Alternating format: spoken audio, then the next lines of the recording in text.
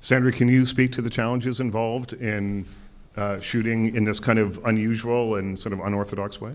Yeah, it was just something completely new. It was more like being a part of Cirque du Soleil than it was, what we'd been used to as actors, Yeah, there was the light box, a sort of 9x14 LED elevated box in a sea of blackness with the arm that made the cars for Detroit that had the camera on it, which was on a track which would rush towards you and create the weightlessness while you're clamped from the waist down.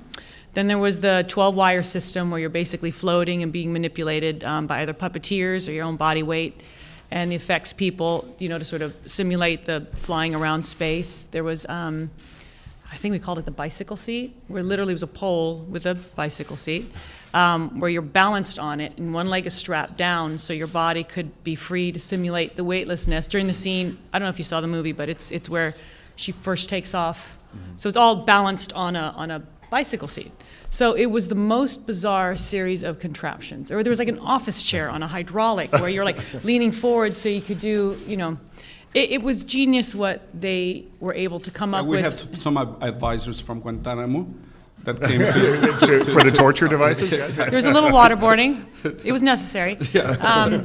No, it was great. I mean, it was frustrating and lonely and bizarre, and you had to sort of dig deep into your imagination and pray that something came up. But I loved it. I loved that I got to do it, and no one else had done it before. So I really was grateful for that. And what I have to say that is what is amazing is Sandra's and George's capability of abstraction.